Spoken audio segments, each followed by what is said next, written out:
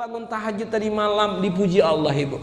Hari ini carilah pujian Allah. Jangan cari pujian manusia. Kalau manusia memuji ada maunya. Betul, Pak? Itulah, Ibu. Kalau orang muji awak ada maunya itu. Ya Allah, Kak, makin cantik kakak aku tengok. Ya Allah, makin bening aja muka kakak. Pakai MS glow ya, Kak. Entah apa bilang kan awak. Ya Allah, kakak berapa umur kakak sekarang? 50-an, 52. Ih, kayak 25 ya, Kak. Ya Allah, kandas dipujinya awak. Ujung-ujung teh enak, ada duit kakak. Aneh paling sakit itu. Orang memuji awak tak betul itu, pasti ada maunya. Apapun ceritanya itu.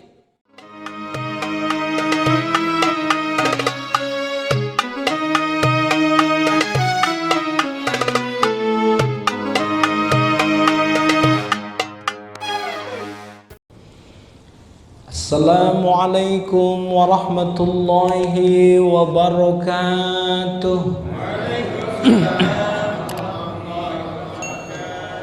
Nah, malam hari ini kita akan membahas tentang solat sunat. Pembahasan kita malam ini adalah tentang solat sunat. Kalau solat wajib kita sudah pernah membahas. Bagaimana sebenarnya kesempurnaan solat, kita juga sudah pernah mengkaji itu. Malam ini maddah kajian kita fikih, sub pembahasannya adalah tentang solatun nafilah, solat sunat. Ayahanda serta ibunda jemaah yang dirahmati dan dimuliakan Allah, solat sunat ini sesuai dengan namanya, solat yang berpahala dikerjakan dan tidak berdosa kalau ditinggalkan. Tapi ulama-ulama dulu, para salafus soleh dulu, mereka adalah orang-orang yang cinta kepada solat. Ya, bukan hanya solat fardu, solat sunat pun mereka lakukan. Karena contoh yang mereka ambil Nabi kita Muhammad sallallahu alaihi wasallam. Nabi kita Muhammad Rasulullah itu orang yang sempurna. Nabi Muhammad Rasulullah itu tak ada dosanya. Tapi solatnya panjang, banyak, termasuk solat sunatnya banyak. Orang yang tak berdosa, orang yang dijamin masuk surga, banyak solat sunatnya.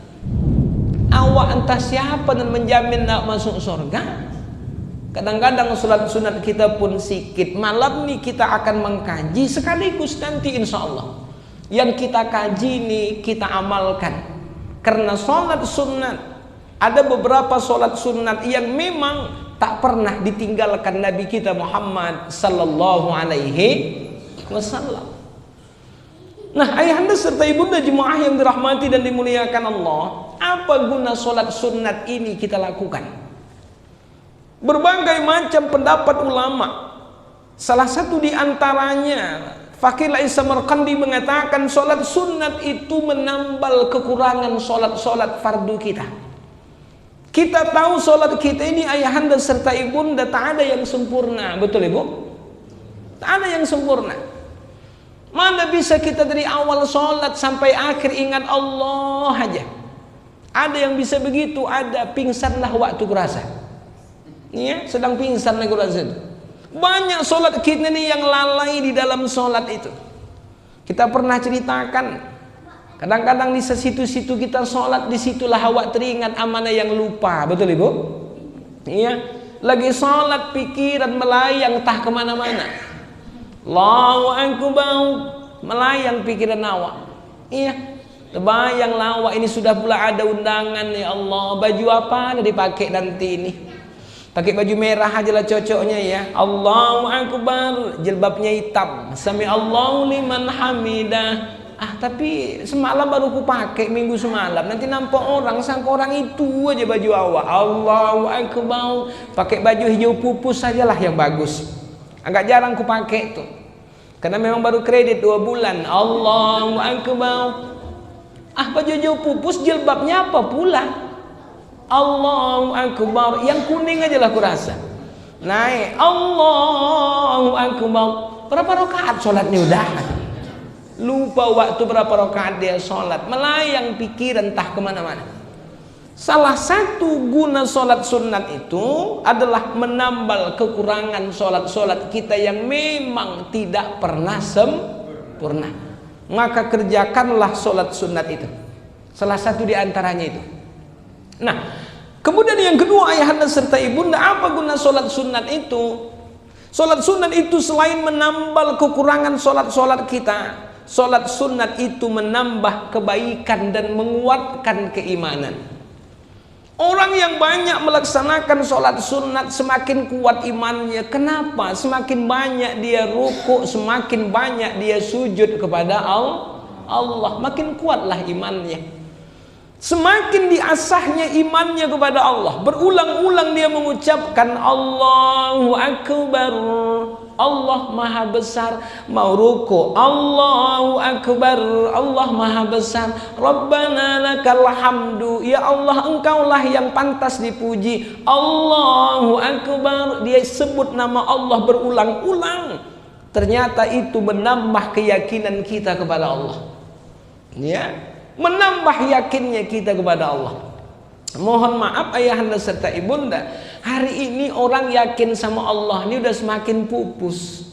Salah satu di antaranya karena memang orang udah banyak meninggalkan sholat-sholat sunat. Ada yang bilang tak usahkan sunat, wajib pun dapatin kali itu. Memang tingkat minimal itu, tapi kalau kita tidaklah. Kita udah mengaji orang-orang ahli masjid, iya, nampak dari wajah mak-mak nih orang-orang ahli surga insya Allah. Iya, janganlah pula sholat yang wajib aja dipadakan, tambahlah dengan sholat iya, karena kurang sholat sunnah. Etikat orang hari ini, etikat keyakinannya udah pupus. Maka sholat sunnat menguatkan akidah. Dua. Yang ketiga, sholat sunnat itu bisa melembutkan hati kita. Ini barangkali ayahanda serta ibunda di umur-umur kita yang sudah agak-agak menua inilah, melembutkan hati ini perkara yang harus selalu kita jaga. Mohon maaf, kita besok meninggal tak ada guna harta, benda, anak, tak ada. Ustadz-ustadz sering ceramah, yauma la yanfa'u malun wa la banuna illa man atallah biqalbin salim. Hari kiamat besok tak ada guna harta yang kita tinggalkan. Banyak harta tak berguna, anak pun banyak tak berguna, kecuali orang-orang yang menghadap Allah dengan hati salim. Salim itu sebagian ulama tasawuf mengatakan hati yang lembut, ibu. Ya, orang yang sering menyebut nama Allah itu membuat hatinya semakin lembut. Hari ini mengingatkan balik, hati lembut inilah yang sudah tak ada. Ya, ini fakta, mohon maaf. Ya, dulu orang-orang tua kita mengajarkan, jadilah kalian orang yang berhati lembut. Mak kita ngajarin dulu. Dipukul kawan, melapor aku sama ayah, ya aku dipukul kawanku. Kata ayah, udah diam aja kau. Besok kau dipukulnya lagi, kau bilang sama guru kau. Orang tua kita ngajarin dulu gitu. Sekarang, ya dipukulnya aku, kenapa nggak aku gimbal tadi, kata ayahnya lah. Udah beda pendidikan tuh kan, udah beda. Dulu kalau kita dipukul guru, jangan coba-coba ngadu balik ke rumah. Betul ibu? Ya aku dipukul guru, memang kau yang bandal, ditambah ayah hawa. Sekarang guru berani mukul murid, besok datang ayahnya bawa parang, bawa polisi sekalian. Pendidikan rendah hati ini udah hilang. Ya, kenapa orang dulu bisa rendah hati? Tengok sholat sunnatnya banyak. Ya, ini fakta nih. Makanya mohon maaf ayahanda serta ibunda, ini dulu sering kesema mak-mak kalau kita ngaji sering ku ceramahkan. Orang dulu kan pendidikannya pakai lagu-lagu yang begitu, ibu. Ingat Ahmad Baki? Berapa bulan yang lalu pernah kita ceramahkan sama mak-mak kan? Lagu Ahmad Baki itu sering nasihat didengarkan nenek kita dulu di rumah tuh. Ahmad Baki, lagu yang mengajarkan rendah hati. Iya, apa salah satu bait-bait lagunya itu ada 4. Jika diri ingin dikenang, semailah benih di atas sawah. Apa maksudnya, Nek? Kalau kau mau dikenang orang dalam kebaikan, banyak kau berbuat baik. Dulu diajarkan cemana buat baik, Nek? Kalau ada nanti orang nyebrang pasar, kau tolongin, buat orang senang. Maka dulu kita biasa nampak orang-orang tua nyebrang tak bisa kita bantuin. Sampai nenek itu senyum, ya Allah siapa kau nih? Kok baik kali? Ya Allah makasih ya. Gak apa-apa nek, biasa. Senang kita nolong orang zaman dulu. Iya. Besok nampak nenek itu nyebrang lagi, kita tolongin lagi. Besoknya nggak nanya-nanya, kita seberangin aja, kita tarik nenek itu, merepet nenek itu. Udah nyebrangnya aku tadi, kau balikkan kemari kata nenek. Itu zaman dulu. Sekarang mohon maaf, ada nenek-nenek nyebrang pasar, kurasa tak ada orang menolong. Yang ada merekam nenek itulah, divideokannya. Perjuangan seorang nenek menyeberang jalan. Viral pula tuh ya. Iya, udah hilang. Nih, orang tua-tua kita dulu subhanallah. Yang diajarkannya itulah dia. Karena itu inti hidup sebenarnya. Iya. Jika diri ingin dipandang, cemana kalau nak dipandang orang? Jauhi kata, tinggi melambung. Kalau nak dipandang, jangan tinggi cakap. Tinggi cakap awak walaupun betul, pasti dibilang orang sombong. Kau jangan tanya aku, apa yang tak ada? Sawit, di Sosa sana 80 hektar aku punya. Betul memang punya kita. Apa kau mesti kalah bilang-bilang sombong, pasti gitu. Apalagi yang kita cakapkan ini tak ada pula sama awak. Usah kau tanya apa yang tak ada. Sawit, karet, semuanya ada. Rupanya tak ada. Gelak orang dengan awak.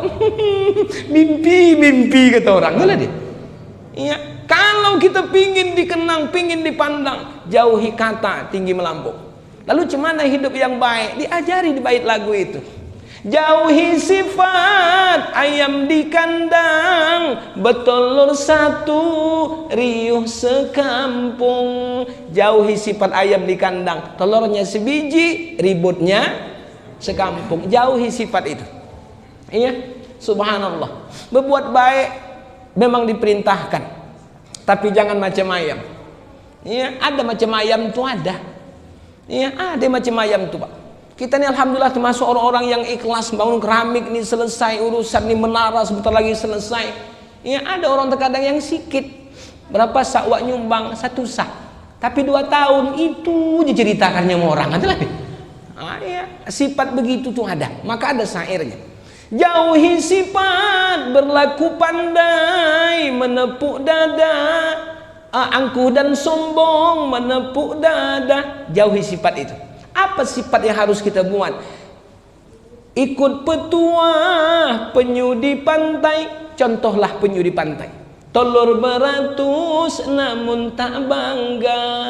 Penyu di pantai beratus telurnya, tapi tak pernah dia bangga. Naik ke pantai, ratusan telur penyu itu. Bukan ditunjukkan, ditutupnya. Hebat. Tak pernah dijumpa kawan 100 bro di atas 100, tak pernah. Ini yang dulu orang tua-tua kita ajarkan. Kenapa orang tua kita bisa begini? Karena hatinya lembut. Mohon maaf ibu. Iya. Kenapa Nabi kita Muhammad Rasulullah tuh hatinya lembut? Nabi tuh orang yang rajin ibadah sholatnya, termasuk sholat sunat. Bayangkan gak lembut hati Nabi. Nabi pernah berangkat hijrah ke Taif. Sampai ke Taif rupanya provokator udah sampai dari Mekah ke Taif. Provokator bilang kalau nanti ada orang datang ke Taif nih, ke tempat kalian nih namanya Muhammad, lempar. Itu perusuh itu di Mekah. Nabi nggak tahu provokator masuk duluan. Begitu provokator masuk, Nabi pun sampai, Nabi dilempari sama orang Taif. Sampai berdarah pelipis Nabi kita Muhammad sallallahu alaihi wasallam. Begitu Nabi berdarah pelipisnya, Jibril yang geram. Apa kata Jibril? Muhammad, kau bilangkan iya, nganggu aja, kutarikkan Jabal Uhud, kutimpakan Jabal Uhud itu semua orang Taif. Tapi Nabi memang luar biasa, hatinya lembut. Macam aku lah kurasa ceramah, awak dilempar orang, dihina orang, datang malaikat. Cemana? Gimbal lah, aku bilang lah. Gas terus, saya bilang. Nabi Muhammad Rasulullah bilang tidak Jibril, tidak. Maka Nabi doakan. Maka terkenal doa itu, Allahumma hdi qaumi fa innahum la ya'lamun. Ya Allah berikan petunjuk kepadaku karena mereka tidak tahu. Kalaupun hari ini tidak mereka beriman sama Allah, Jibril kata Rasulullah, anak cucu mereka besok mungkin beriman kepada Allah. Terbukti. Taif itu orang-orang Islam yang taat. Taif itu subur. Kalau ayahanda serta ibunda berangkat ke Mekah umrah haji, kita makan terong, makan sayur-sayuran di Mekah, itu dari Taif itu. Iya, terong Taif itu besar-besar, Pak. Yang kan hebatnya Taif. Iya, itulah lembut hati Nabi kita Muhammad sallallahu alaihi wasallam. Jadi mohon maaf kalau ada mak diejek orang, dihina orang, dah biarkan aja. Kalau masih panas hati berarti kurang sholat sunat. Itulah dia. Aku dimaki-makinya Ustaz. Pokoknya tak cocok aja laku sama dia Ustaz dah. Difitnahnya aku. Kadang-kadang salah, difitnessnya pula aku Ustaz. Ya, cemana kalau ku balas dia? Ingat kisah Rasulullah. Seorang wanita datang mengadu, ya Rasulullah, tetanggaku jahat sama aku, saudaraku jahat sama aku. Capek aku udah menghadapi kejahatannya, bolehkah ku balas? Jawaban Nabi, orang yang sering beribadah, orang yang sering sholat sunat. Apa jawaban Rasulullah? Kalau kau balas, samalah kau macam dia. Apa bedanya kalian? Selesai. Ini melembutkan hati inilah. Maka hari ini kita kaji ya. Kita pangkaslah cerita ini dulu ya. Jadi sholat sunat. Sholat sunat yang mau kita kaji malam ini namanya sholat lail. Atau dalam bahasa kita disebut dengan sholat malam ya. Ayahanda serta ibunda jemaah yang dirahmati dan dimuliakan Allah, sholat secara umum, sholat malam itu ada 3 jenis secara umum ya. Sholat malam itu ada 3 jenis. Yang pertama qiyamul lail, yang kedua sholat tahajud, yang ketiga sholat apa witir. Sholat malam tuh secara umum dibagi 3. Pertama qiyamul lail, yang kedua sholat tahajud, ketiga sholat witir. Yang pertama kita bahas dulu adalah sholat tahajud.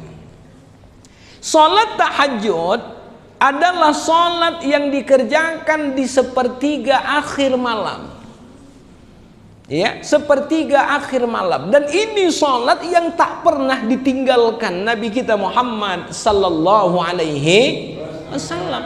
Makanya nanti pernah dulu kita mengaji, ada 7 amalan Nabi yang tak pernah Nabi tinggalkan. 7 amalan keseharian yang tak pernah Nabi tinggalkan. Dulu kalau tidak salah guru kita almarhum Kyai Haji Arifin Ilham itu dibuat di rumah tuh. Iya, baca Quran, sholat tahajud, sholat duha ada 7, sedekah, berwudu, sholat berjamaah ada 7 amalan yang tidak pernah ditinggalkan Nabi dalam kesetiap hariannya, termasuk sholat tahajud.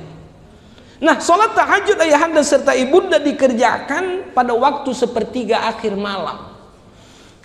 Yang sering menjadi perdebatan adalah apakah sholat tahajud itu harus tidur dulu atau tidak? Betul Pak? Seringkalilah ustadz ditanya. Jadi ustadz, kata Cik Sangkot, kenapa Cik Sangkot? Kalau tahajud itu tidur dulu atau tidak? Gimana pula kalau aku yang payah tidur, kata Cik Sangkot. Cik Sangkot ini kena penyakit, gejala penyakit namanya Fatimah, payah tidur malam. Ya kan? Orang biasa makin tua makin gampang tidur. Cik Sangkot ini beda pula dia. Ini persoalan apakah sholat tahajud itu harus tidur dulu, ini khilafiyah di kalangan ulama fikih. Imam Ar-Ramli dalam kitab Al-Bidayatul Mujtahid, Imam Ar-Rafi'i, 2 imam besar yang bermazhab Syafi'i mengharuskan tidur dulu baru namanya sholat tahajud. Kalau tak tidur, itulah yang qiyamul lail. Begitu pendapat para ulama. Kita tidak memandang perbedaan ini ayahanda serta ibunda. Tapi memang kalau pendapat yang paling kuat, ibu tidur dululah baru sholat. Ya, itulah pendapat yang paling kuat. Tapi andai kata memang tak mau tidur mata awak, tidak apa-apa. Karena samanya itu sebenarnya. Ya, udah kita sebutkan tadi. Sholat malam itu ada 3. Qiyamul lail, tahajud, dan sholat witir, samanya itu. Jadi perdebatan itu tak usah kita perbesar, kita kesampingkan aja. Tapi yang paling kuat di kalangan ulama, tahajud itu tidur dulu. Nah, itulah dia, tidur dulu. Ada beberapa riwayat yang disampaikan oleh beberapa ulama sebagai dalil.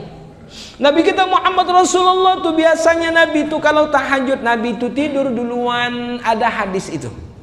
Ya, Nabi itu tidur duluan sebelum Nabi itu tahajud. Ada pendapat yang mengatakan itu dan ini diambil menjadi hukum. Maka tidur dulu. Dalam ayatnya, wa minal laili fatahajjad bihi nafilatan lak wa minal lail. Sepertiga malam, sepertiga akhir malam ada solat sunat bagimu. Fatahajjad bihi. Tahajjada itu artinya orang yang berbaring kemudian bangkit. Itu namanya tahajud. Berarti kalau berbaring bangkit berarti dia tidur dulu baru kemudian sholat. Jadi ini perdebatannya ada. Tapi yang paling kuat tidur dulu baru sholat. Sholat sunat tahajud. Nah, sholat sunat tahajud ini ayahanda serta ibunda di mana kemuliaannya? Ya, kalau kita kaji rokaatnya kita sudah paham barangkali. Sholat sunat tahajud itu dikerjakan 2 rakaat 1 salam. Kalau mau ditambah lagi 2 rakaat 1 salam. Sampai kapan batasnya Ustadz? Sholat tahajud tidak terbatas menurut pendapat ulama. Lagi sanggup ibu sholat tahajud, panjang-panjangkan sholat tahajud. Ya, Nabi kita Muhammad Rasulullah sholat tahajud Nabi panjang.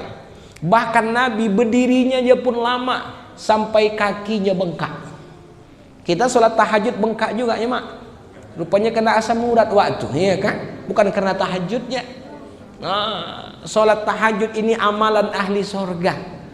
Tak usah banyak-banyak. Dalam hadis Nabi, pesan Rasul kepada Ali bin Abi Thalib itu ada diriwayatkan, wahai Ali, sholatlah kau 2 rakaat pada saat orang tidur. Jadi paling sedikit sholat tahajud itu 2 rakaat. Itu pun jadi kita amalkan, Pak. Iya, malam ini kita nggak hanya mengaji fikih. Ayo kita amalkan tahajud. Tak usah banyak-banyak. 2 rakaat pun jadilah. Iya, bangun agak mereng-mereng sikit. Allahu Akbar, sholat tahajud. Siap 2 rakaat tidur lagi. Hidupkan alarm. Jangan pula nanti ada tahajud subuh lewat, iya kan? Iya. Nah, pokoknya hidupkan alarm balik tidur sebentar lagi. Tak apa-apa. Tak usah dipaksa kali beribadah tuh. Ini kadang-kadang tidak dipaksa tahajud. Mau jam 1 belum tahajud. Sampai jam 4 tahajud.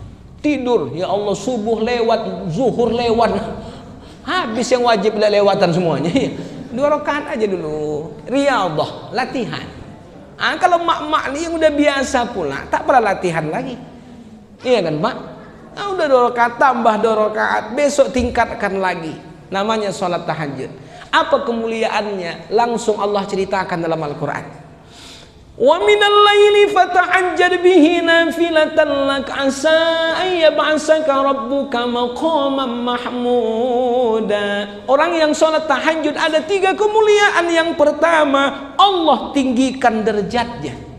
Orang yang tahajud Allah tinggikan derajatnya. Maka dalam hadis qudsi Allah pernah berfirman, ya, dalam hadis qudsi, wahai malaikatku, kata Allah, orang yang bangun tahajud ayahanda serta ibunda itu dipuji Allah di hadapan malaikat. Wahai malaikatku itu hamba-hambaku yang mereka tinggalkan tempat tidur yang enak, mereka tinggalkan tempat tidur yang nyaman karena mereka mencintai aku, kata Allah. Wahai malaikat, itu adalah orang-orang yang kucintai. Dipuji Allah kita di hadapan malaikat. Iya, ibu bangun tahajud tadi malam, dipuji Allah ibu. Hari ini carilah pujian Allah. Jangan cari pujian manusia. Kalau manusia memuji ada maunya. Betul Pak? Itulah ibu. Kalau orang muji awak ada maunya itu. Ya Allah kak, makin cantik kakak aku tengok, ya Allah. Makin bening aja muka kakak. Pakai MS glow ya kak. Entah apa bilang kan awak. Ya Allah, kakak berapa umur kakak sekarang? 50-an, 52. Ih kayak 25 ya kak. Ya Allah, kanas-kanas dipujinya awak. Ujung-ujung tak enak. Ada duit kakak. Aneh paling sakit itu. Orang memuji awak tak betul itu. Pasti ada maunya. Apapun ceritanya itu. Iya. Dan memang itulah fitrah kita manusia ini. Fitrah kita ini Pak, fitrah kita kan 2 Pak. Pertama senang dipuji, yang kedua suka muji karena ada mau. Ada sifat kita ini senang dipuji. Ya, asal jumpa nanti nak dipanggil abang dah. Itulah dia senang kali hatinya itu. Iya, ada arahan ketua, senang kali itu dah. Ada sifat-sifat kita begitu nih. Iya. Kadang-kadang mohon maaf, orang memuji kita itu karena adanya di awak. Betul Ibu? Ada anggota dewan, masih anggota dewan nih. Asal ada acara di kampung tuh dia disuruh pidato. Belum lagi pidato, masih batuk-batuk aja tepuk tangan orang. Masih batuk-batuk.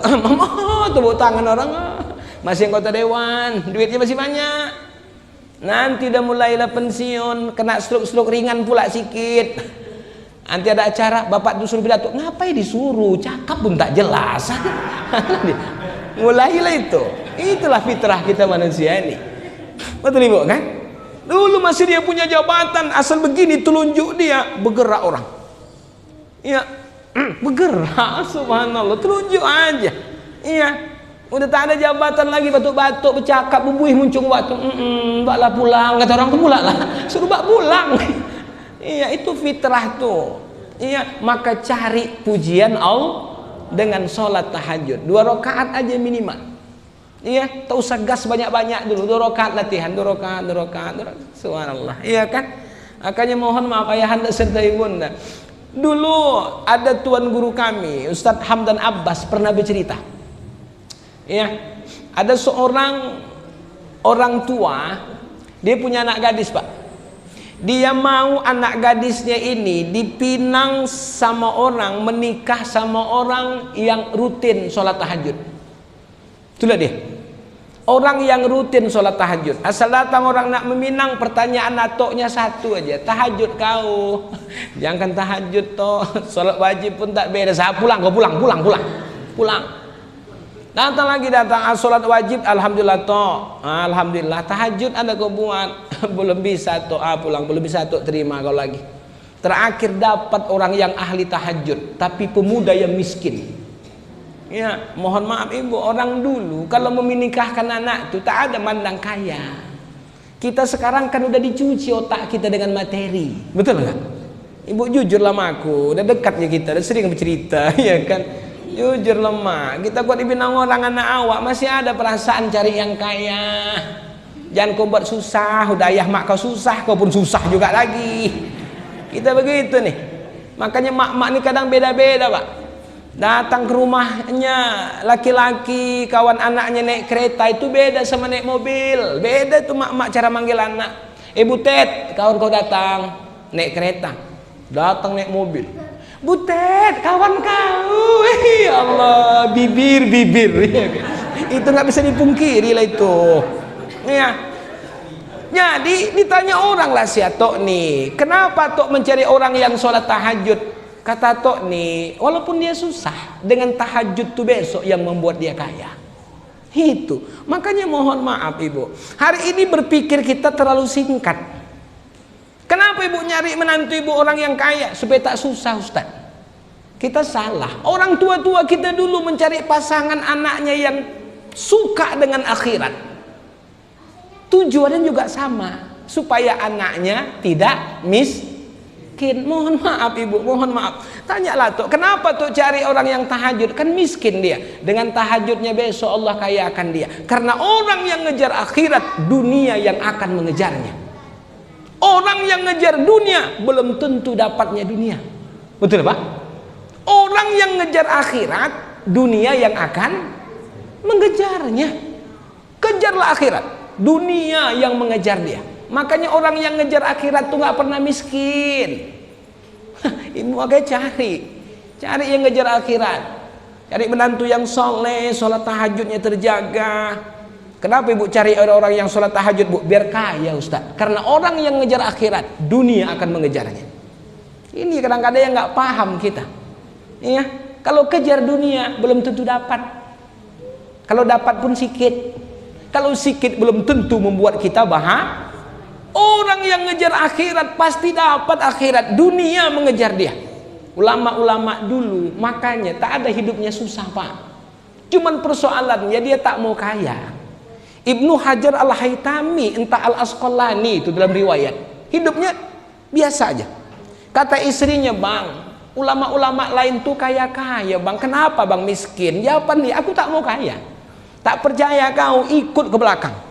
diambil timba, ditiba sumur tuh, dinaikkan emas permata dalam sumur tuh, udah buang balik ke bawah, aku tak mau kaya. Itu persoalannya. Iya, orang yang ngejar akhirat, dunia akan mengejar. Ini tanamkan ibu. Iya, tanamkan. Kadang-kadang orang sepele sama ustaz. Balik lagi. Yang pertama, orang yang sholat tahajud, Allah tinggikan darajatnya. Nah, yang kedua, orang yang sholat tahajud itu adalah Allah bimbing jalan hidupnya. Allah bimbing jalan hidupnya. Ayatnya disambung ayat yang tadi. Wa minal laili fatahajjad bihi nafilatan lak asa ay yab'asaka rabbuka maqaman mahmuda. Allah tinggikan derajatnya. Ini dia. Allah tinggikan. Wa qur rabbi adkhilni mudkhala sidqin wa akhrijni mukhraja sidqin. Allah bimbing jalan hidupnya. Orang yang sering tahajud, Allah bimbing jalan hidupnya. Ibu di simpang Tedi Kuning itu dulu, aku ceritakan langsung lokasinya. Karena aku tinggal di situ dulu, ada bang-abang, kerjaannya dulu anak buah tukang butut. Anak buah tukang butut. Tapi dia bilang, aku nak merubah hidup Leni, aku mau coba sholat tahajud dulu. Ya, sholat tahajud diamalkannya. Ya, pertama dia tukang roti, Pak. Dia jual roti dulu. Jual roti ambil di Sukarame keliling. Nanti singgah di ke masjid tuh.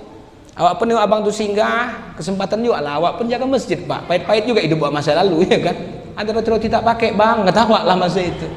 Begitu jual roti dia bilang, aku kalau bisa nak kerubah nasibku ini tahajud aku dulu. Dia cerita, diamalkannya tahajud 40 malam tak putus, diamalkan. Tiba-tiba berubah dia dari jual roti menjadi anak buah tukang butut. Orang pasti bilang makin gila nih. Habis roti ke tukang butut. Rupanya nggak tahu itu jalan dia. Sekarang pulang ke kampungnya, udah dialah toki butut yang terbesar di kampung tuh. Wah, itulah dia pula. Memang awak menengok tukang roti, anak buah tukang butut, makin rendah kualitas abangnya. Abang nggak tahu nih. Tapi Allah bimbing. Rupanya di situ jalan dia. Iya, di kampung halamannya dia cerita, aku udah buka butut, wah banyak anak buahku, ada 60 orang kata anak buah dia itu. Bahkan orang-orang kampung tuh terbantu dengan butut dia itu. Luar biasa. Wah, rumah yang ditanya udah gedung besar. Itulah dia cerita jadi. Orang yang tahajud Allah bimbing jalan hidupnya. Wa qur rabbi adkhilni mudkhala sidqin wa akhrijni mukhraja sidqin waj'alni min ladunka sultanan nasira. Yang ketiga, orang yang sholat tahajud, Allah akan berikan dia sultanan nasira. Allah yang akan jadi penolongnya. Ini orang tahajud. Maka orang tahajud itu dia tak takut sama apapun, ibu, karena yang backing dia adalah Allah. Di ayat itu Allah ceritakan. Iya, jangan takut. Iya, Ustadz, kenapa rezeki awak kadang-kadang dipotong orang? Apa itu? Buka kedai Ustadz, dilempar orang lah, buka tanah kuburan. Kenapa tanah kuburan? Tak nampak orang kok lewat kedai awak Ustadz. Tak usah takut. Kalau sering tahajud, Allah yang menolong. Bukan Bang Isa maksud ini, ya kan? Ya, Allah yang menolong. Bayangkan, backing kita tak ada. Yang paling tinggi yang langsung kita pegang Allah subhanahu. Dah salat tahajud. Jadi salat tahajud lebih afdal. Walaupun berbeda pendapat ulama, tidur dulu baru salat. Namanya salat tahajud. Qiyamul lail, salat yang dikerjakan tanpa tidur dulu. Nah, itu dia. Salat yang tak tidur dulu. Makanya salat tarawih di bulan suci Ramadan termasuk dari qiyamul lail. Habis isya langsung salat. Bisa salat qiyamul lail tuh bisa. Bapak malam tak bisa tidur, kerjakan salat-salat sunat. Iya, salat sunat taubat awak tengah malam tuh. Iya, salat sunat taubat segala macam kita salat-salatkan malam tuh. Namanya qiyamul lail. Berdiri salat pada waktu malam. Yang ketiga, kita ambil cepat 3 menit lagi. Aku nengok-nengok jam dari tadi takut kelamaan. Yang ketiga, salat witir. Nah, salat witir ini tidak ada hubungan tidur dengan tak tidur. Habis kita salat tarawih, biasanya kita salat witir. Atau ibu tidak salat tarawih, ibu salat isya kemudian tidur, atau salat isya ibu sebelum tidur witir dulu. Yang menjadi masalah adalah cemana Ustadz kalau orang sholat taraweh di bulan suci Ramadan, katanya sholat witir itu penutup. Ada yang malas tahajud, dia bilang habis sholat taraweh witir, tak usah lagi tahajud karena sudah ditutup. Kan begitu nih. Kita mau jelaskan dulu pada malam nih karena kita mengaji fikih. Ada beberapa pendapat tentang sholat witir. Yang pertama, Abdullah bin Bas mengatakan orang yang sudah sholat witir setelah Isya, bangun dia malam tahajud, tak usah sholat witir lagi. Paham ibu kira-kira nih?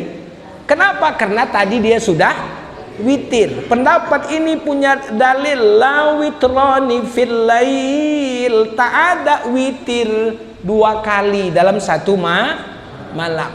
Menurut pendapat ulama-ulama Syafi'iyah, ini guru kami mengajarkan dulu, tapi ada ku catat di sini. Ya. Menurut pendapat ulama Syafi'iyah, kalau kita sudah sholat taraweh, ibu witir. Berapa rakaat? 3 kalau kita di sini ya, 3 rakaat. Nanti ibu kalau mau tahajud, tambahkan witir tuh. Niatkan dalam hati, sengaja aku sholat menambah witir tadi. Tadi 3, tambahkan 1, berarti jadi 4. Maka tak dianggap sholat witir. Maka sholat witir itu sudah terhapus. Nanti habis tahajud, witir balik. Itu ada pendapat itu. Tapi rumit mengerjakan itu, Pak. Bagi orang-orang yang memang serius ini. Kita sudahlah, kalau sudah kita habis sholat tahajud, habis sholat taraweh witir, nanti tahajud bangun, tak usah lagi pala pakai witir. Ini termasuk sholat sunat yang Nabi tidak pernah tinggalkan. Insya Allah mudah-mudahan dengan mengaji ini kita sudah tahu keutamaan sholat tahajud. Bagi ibu yang sudah mengamalkan tahajud, ayo makin banyakkan tahajud kita. Bagi kita Pak barangkali sudah mengamalkan 2 minimal lah 2 rakaat satu malam, tambah 2 lagi. Anak muda-muda yang baru-baru mencoba tes tahajud 2 malam. Iya, tes 2 rakaat, tengok apa perbedaan setelah tahajud itu kan terasa. Iya, berdoa ya Allah ya Rabb, dapatkanlah aku rezeki yang banyak, bangun tahajud. Coba bangunlah tahajud. Ini sholat yang pertama. Nanti kita akan bahas sholat berikutnya.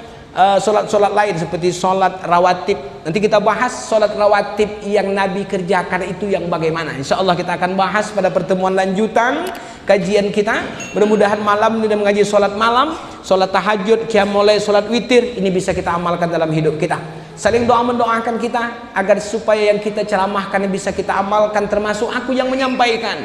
Mudah-mudahan insya Allah kita selalu di dalam lindungan Allah, istiqomah dalam agama kita. Amin ya Rabbal. Izin mohon maaf ayahanda serta ibunda atas segala kekurangan, kepada Allah kita mohon ampun. Wabillahi taufik wal hidayah. Assalamualaikum warahmatullahi wabarakatuh.